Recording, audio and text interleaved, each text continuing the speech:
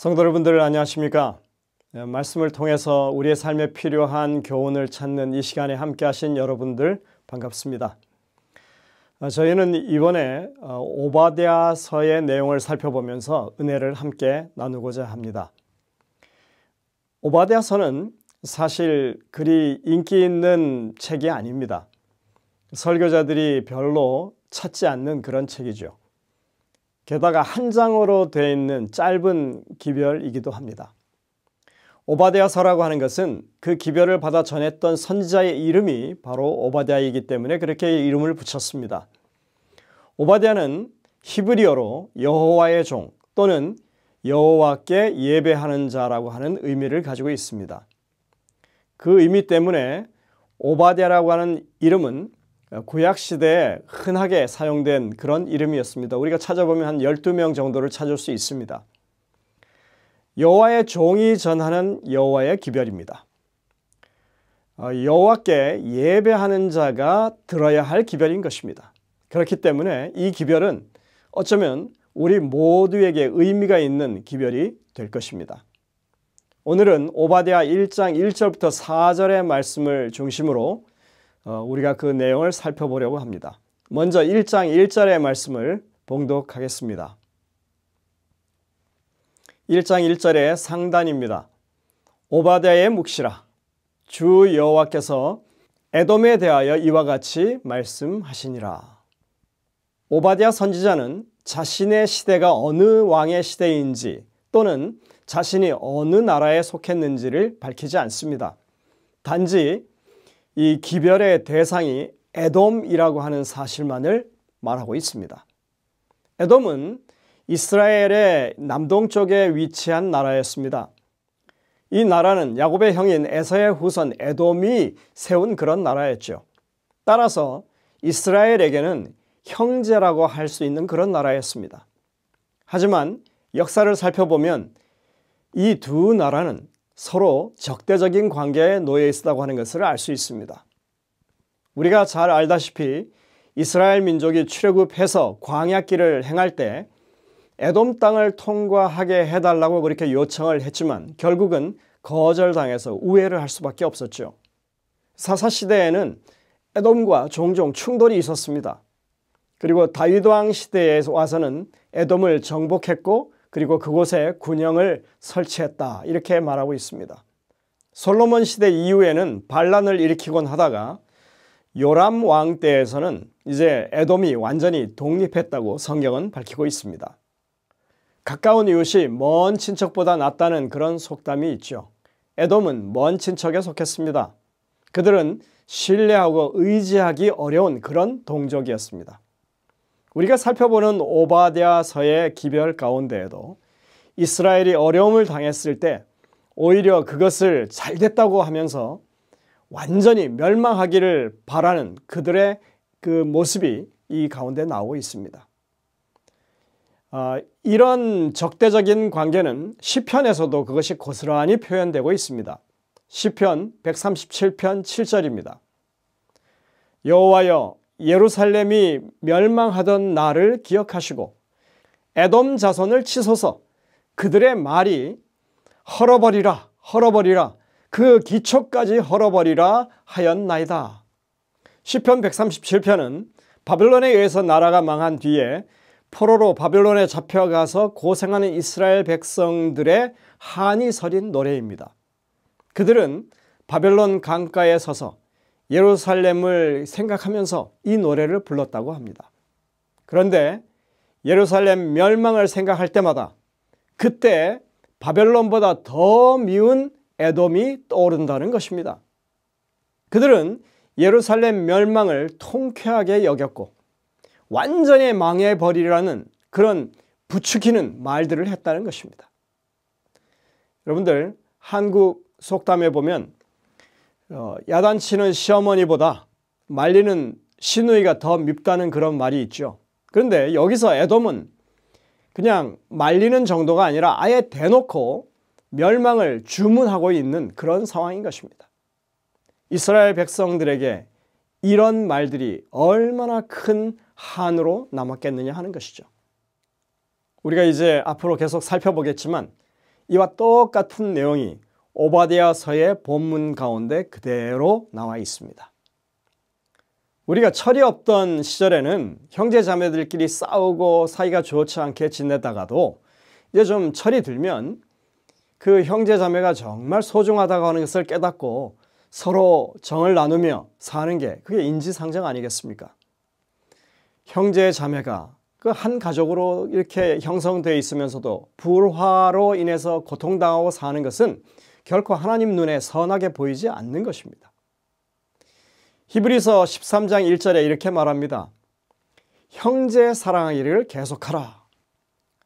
하나님의 사랑이 어떠한지를 이해한 사람으로서 성숙한 신앙인이 된 사람이라면 당연히 형제 자매와의 관계 회복에 있어서 분명한 어떤 진전이 있고 모본이 될 것입니다. 히브리서는 하늘 성소에서 우리의 구원을 위해서 봉사하시는 예수 그리스도의 모습을 보여주면서 실천적인 믿음을 우리에게 강조하고 있는데 그 첫 번째가 바로 형제 사랑입니다. 로마서에서도 이 똑같은 말씀이 우리에게 주어지고 있습니다. 로마서 12장 10절과 11절입니다. 형제를 사랑하여 서로 우애하고 존경하기를 서로 먼저 하며 부지런하여 게으르지 말고 열심을 품고 주를 섬기라. 여러분들 부지런하여 게으르지 말고 열심을 품으라고 하는 말에는 주를 섬기라고 하는 것도 포함되지만 형제 사랑하기를 그렇게 하라는 말도 여기 같이 속하는 것입니다. 바울은 이것이 악을 미워하고 선에 속하는 일이라고 강조합니다. 형제를 미워하고 저주의 말을 내뱉는 상황, 이 얼마나 비참하고 슬픈 일입니까? 그 말을 하는 당사자는 물론이고 그 말을 듣는 상대 모두에게 사실은 아무런 유익이 되지 않는 일이죠. 잠언 17장 17절에 이렇게 말씀합니다. 친구는 사랑이 끊이지 아니하고 형제는 위급한 때를 위하여 낳느니라 했습니다. 여기 한 남매의 이야기가 있는데요. 이 척추 측만증과 우울증을 앓고 있는 그리고 면역력도 아주 약한 그런 누나를 둔 14살짜리 소년이 있었습니다.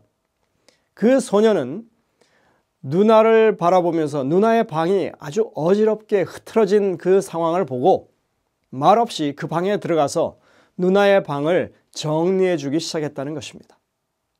그리고 7년이 지난 지금 21살이 된 지금까지도 그렇게 누나를 챙기고 돕고 있다고 합니다.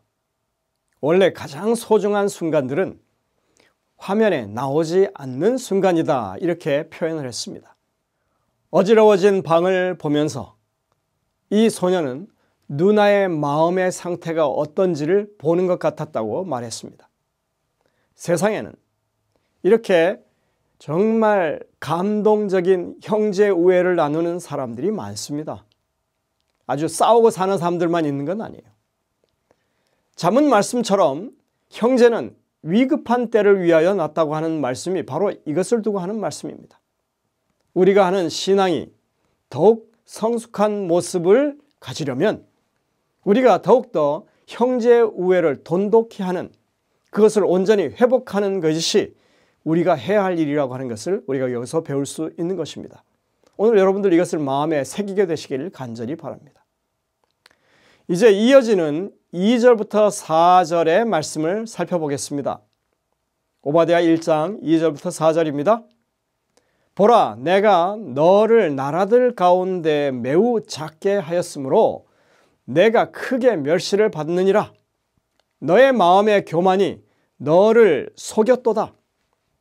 바위 틈에 거주하며 높은 곳에 사는 자여, 내가 마음에 이르기를 누가 능히 나를 땅에 끌어내리겠느냐 하니 내가 독수리처럼 높이 오르며 별 사이에 깃들일지라도 내가 거기에서 너를 끌어내리리라. 여호와의 말씀이니라. 2절부터 4절의 말씀은 좀 길고 복잡해 보이지만 한마디로 요약할 수 있습니다. 여러분들이 이 구성을 보시면 그것을 아주 분명하게 알 수 있습니다. 에돔 나라들의 죄악을 한마디로 교만이라고 지적합니다. 그리고 그들의 교만은 바위의 높은 곳에 사는 자로 표현되고 있습니다. 그리고 그것은 독수리처럼 높이 오르고 별 사이에 깃들이는 것으로 묘사됩니다. 그러면서 그들은 자부합니다. 누가 능히 나를 땅에 끌어내리겠는가? 그러자 하나님께서 말씀하십니다. 내가 너를 나라들 가운데서 매우 작게 할 것이다. 그래서 내가 크게 멸시를 받을 것이다. 내가 거기에서 너를 끌어내릴 것이다. 여러분들, 이 기별이 이 구성을 통해서 아주 명쾌하게 증거되고 있는 것입니다. 제일 처음과 가운데와 마지막을 한번 보십시오. 그들이 교만했기 때문에 하나님께서 어떻게 하실 것인지가 반복되어서 강조되고 있는 것입니다. 교만은 내면적인 것이기 때문에 겉으로는 잘 보이지 않죠.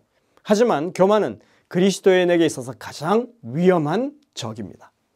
성경은 이러한 교만, 자만, 오만을 사단의 특징으로 분명히 묘사하고 있다고 하는 것 우리가 잘 알고 있습니다. 이사야 14장 13절부터 15절에 그것을 밝히고 있죠.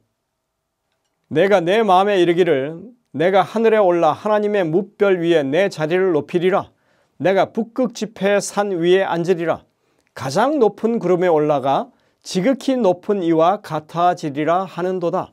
그러나 이제 내가 스올 곧 구덩이 맨 밑에 떨어짐을 당하리로다. 어쩌면 이 말씀이 이렇게 에돔을 향한 오바댜서의 말씀과 닮아 있을까요? 성경 전체에서 교만을 질타하는 말씀들이 수없이 많이 있습니다. 죄의 문제를 다룸에 있어서 교만은 그만큼 위험하다고 성경은 경고합니다. 잠언 16장 18절입니다. 교만은 패망의 선봉이요 거만한 마음은 넘어짐의 앞잡이니라. 다른 말씀 필요 없고 이 말씀 하나면 족하지 않습니까? 시편 1편에서도 의인은 오만한 자의 자리에 앉지 않는다고 분명히 말하고 있습니다. 분명 교만은 그리스도인에게 있어서 아주 강력한 적입니다. 에돔의 교만을 질책하면서 오바댜가 사용한 표현, 높은 곳, 바위 틈, 독수리라고 하는 표현들은 다 이유가 있습니다. 에돔의 도시들 가운데 중심 도시로 알려진 이 페트라라고 하는 도시는 산악 지형의 요새였습니다. 정말 천혜의 요새였습니다. 그곳은 바위로 둘러쳐진 그런 산악 가운데 있는 도시였습니다. 높은 절벽으로 된 그런 협곡을 거쳐야만 이 페트라에 침입할 수 있었습니다. 그 도시는 암벽을 깎아서 궁전을 지었고 무덤도 그렇게 했고 사원도 그렇게 만들었습니다. 그러한 특징 때문에 오늘날 그곳은 유네스코 세계문화유산으로 지정되어 있습니다. 오늘날에는 이 관광지로 유명해졌고 그리고 한때 영화 인디아나 존스나 그 다음에 마지막 성전의 촬영지로 그렇게 널리 알려지게 되었습니다. 또한 이들의 이 교만의 배경에는 경제적인 부유함이 있었습니다. 이것에 대해서는 저희들이 다음 시간에 상세히 다루겠습니다. 그들은 왕의 대로라고 하는 무역로상의 위치에 있었기 때문에 많은 부를 축적할 수 있었습니다. 여러분들은 잘 살면 형제 우애가 더 쉽겠다고 생각하지 않으십니까? 형제를 도와주고 싶은데 가진 게 없으니까 돕지 못해서 안타까운 그런 생각을 가진 적이 없었냐는 것이죠. 그러나 성경은 오히려 형제 우애가 이 가진 것이 많다고 더 잘 되는 것은 아니라고 말하고 있다고 하는 것입니다. 에돔의 경우가 그것을 분명하게 보여줍니다. 가진 게 많아서 형제를 멸시하고 업신여기는 그런 상황을 여기 지금 말하고 있기 때문에 그렇습니다. 오늘 우리는 하나님께서 에돔의 교만을 정죄하시는 모습을 보고 있습니다. 형제 우애를 실천하지 못한 에돔을 징계하시는 모습을 보고 있습니다. 이 기별 가운데 핵심은 바로 교만입니다. 교만 때문에 형제 우애도 망가지게 된 것입니다. 대부분의 사람들은 교만 그러면 겉으로 티가 날 만큼 거만하고 오만한 태도를 보이는 것으로 생각하지만 사실 교만은 생각보다 더 은밀하고 교묘하게 그것이 작용하는 것입니다. 윌리엄 셰익스피어가 이런 말을 했다고 하죠. 내가 이 세상에서 가장 큰 작가라면 그건 신의 뜻이다. 하나님께서 자신을 이렇게 만들었다고 포장하고 있지만 자세히 살펴보면 자신의 업적을 과시하는 그런 내용인 것입니다. 누군가 이런 말을 했다면 여러분들은 어떻게 생각하시겠습니까? 회사에서는 왜 항상 나에게 이렇게 중요한 일들을 맡기는지 모르겠어. 이번에도 큰 프로젝트를 맡았는데 정말 피곤해. 여러분들 이거는 자신이 피곤하다고 하는 얘기를 하지만 자신의 능력이 그만큼 인정받는다고 하는 것을 자랑하는 말입니다. 사실은 누구나 다 할 수 있는 그런 말입니다. 겸손을 가장한 교만이죠. 위선적인 겸손은 언제나 우리 안에 내재되어 있습니다. 지나치게 자기 비하를 하는 그런 것 역시 우리가 조심해야 하는 것입니다. 이런 것을 가리켜서 humble bragging이라고 말합니다. 겸손을 가장하지만 사실 자신을 자랑한다는 얘기입니다. 사람들과 대화를 나누는 가운데 남의 말을 끊고 대화를 주도해 나가는 것, 타인의 의견을 그냥 슬쩍 무시하는 것, 다른 사람의 성공을 전혀 인정하려 하지 않는 것, 이런 것들이 우리 속에 내재되어 있는 교만이 표출되는 그런 방식입니다. 자신보다 지위가 낮아 보이는 사람에게 무례하게 하는 그런 말들, 서비스 종사자들에게 거만하게 행동하는 그런 것, 공감이 부족한 것이고 갑질하는 거죠. 자신의 실수를 인정하지 않으려 하는 것, 다른 사람이 말하는 그 조언에 귀를 기울이려 하지 않는 것, 자신이 아는 것이 가장 최선이라고 생각하는 것, 그런 사람들 많죠. 예전에 어떤 환자가 제게 했던 말을 제가 기억에 남아 있습니다. 암 환자였는데요. 그분은 교인들이 찾아와서 걱정하지 말라고, 하나님만 믿으면 다 해결된다고 하는 그 말을 듣는 게 너무나 싫었다는 것입니다. 정말 화가 났다고 그래요. 자신이 지금 어떤 심정으로 하나님 앞에 서 있는지 전혀 이해하지 못하고 공감하지 못하면서 마치 자기가 뭘 다 아는 것처럼 그렇게 얘기하는 게 그렇게 싫다라는 겁니다. 또 어떤 목사님 사모님이 노환으로 이제 돌아가셨는데 잘 아는 한 교인이 찾아와서 한다는 말이 사모님이 현미밥을 잘 안 드셨나요? 이렇게 묻더라고 하는 것입니다. 여러분들 도대체 이런 말을 왜 할까요? 무슨 자신감을 가지고 그런 얘기를 하는 걸까요? 근거 없는 것입니다. 또 남의 약점을 조롱하는 사람들이 있습니다. 다른 사람의 실패를 은근히 바라고 자신의 우월감을 그렇게 느끼려고 하는 그런 사람들이 있습니다. 이런 모든 것들, 이게 우리 모두가 다양한 형태의 교만을 마음 가운데 품고 살아가고 있다고 하는 증거인 것입니다. 그래서 우리는 조심해야 합니다. 자신이 가지고 있는, 자신의 품고 있는 그 교만이 언제 어떻게 드러날지 우리가 알지 못하기 때문에 그래요. 그래서 스스로 교만한지 겸손한지 조심스럽게 살펴봐야 합니다. 성경에서 대표적으로 교만한 사람들로 내세우는 것은 바로 바리새인들입니다. 그들은 자신을 의롭다고 생각하고 다른 죄인들과 같지 않다고 그렇게 생각했습니다. 그들은 겉으로는 경건을 표방했지만 그 속은 자랑하는 마음을 가지고 살았습니다. 예수님은 언제나 그들의 위선을 정죄하셨습니다. 마태복음 23장 5절부터 7절에 보면 이렇게 말씀하십니다. 그들의 모든 행위를 사람에게 보이고자 하나니 곧 그 경문띠를 넓게 하며 옷수를 길게 하고 잔치의 윗자리와 회당의 높은 자리와 시장에서 문안받는 것과 사람에게 랍비라 칭함을 받는 것을 좋아하느니라. 여러분들 분명히 기억하시길 바랍니다. 하나님 보시기에 아름다운 순간들은 사람들의 눈에 잘 띄지 않는 때라고 하는 것입니다. 뭐라고요? 정말 아름다운 모습은 사람들의 눈에 띄지 않아도 되는 것입니다. 사람들의 평가를 자신의 자랑으로 삼으려 하는 사람들은 사실 모두 교만한 사람들입니다. 예수님은 당시 바리새인들이 사람들에게 보란 듯이 그렇게 길거리에서 자랑 삼아 구제를 했던 것에 대해서 이렇게 말씀하십니다. 마태복음 6장 4절입니다. 내 구제함을 은밀하게 하라. 은밀한 중에 보시는 너희 아버지께서 갚으시리라. 사실 그리스도인의 삶 전체에 이러한 원칙이 적용되는 것이죠. 우리가 기도드리는 것도, 말씀을 묵상하는 것도, 다른 사람에게 구제하는 것도, 나아가서 선교하는 일도 다 마찬가지인 것입니다. 교만이라고 하는 것은 마음속에서 일어나는 일입니다. 그것은 자신을 하나님보다 앞세우는 일입니다. 그러다 보니까 하나님의 말씀을 무시하게 되는 것입니다. 아담과 하와가 처음에 저질렀던 이 반역의 시작이 바로 그것에서부터 시작된 것입니다.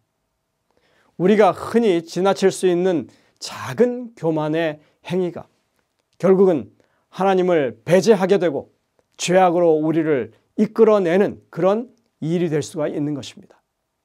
엘렌 화이트는 그 위험성에 대해서 분명하게 강조했습니다. 교만과 자만은 가장 절망적이고 불치의 죄이다. 이 죄는 모든 발전과 은혜의 성장을 방해한다. 수천, 수만의 영혼이 이로 인해 멸망했다. 실물교훈 154쪽입니다. 그러니 여러분들 정말 그리스도인으로서 교만을 주의하시길 바랍니다.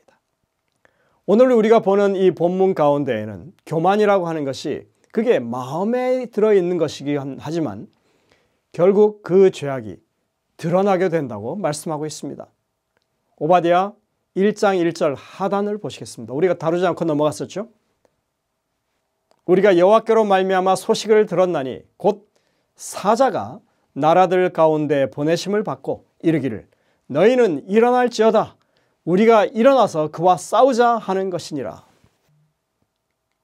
오바댜 선지자가 전하고 있는 기별은 이렇습니다.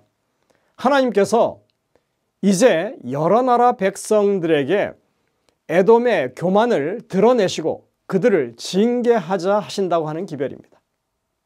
그들이 품고 있던 그 작은 교만은 이제 눈덩이처럼 불어나서 큰 교만이 되어서 결국은 자신들을 파멸로 몰아가고 있다고 하는 것입니다.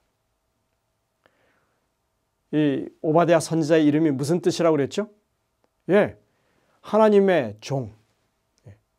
우리는 하나님의 종으로서 또한 하나님을 예배하는 자로서 교만을 내려놓고 겸손히 하나님의 기별에 우리가 귀 기울이고 그 말씀에 순종하는 사람들이 되어야 하는 것입니다.